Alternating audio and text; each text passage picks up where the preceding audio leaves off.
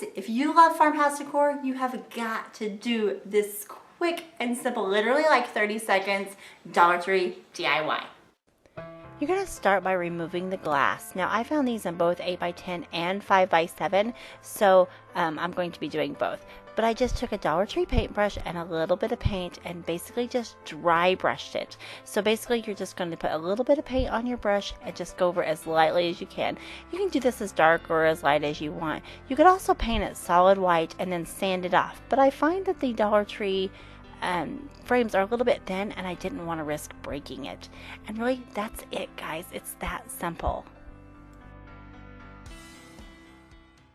Aren't they the cutest things? And they literally take like 30 seconds to make.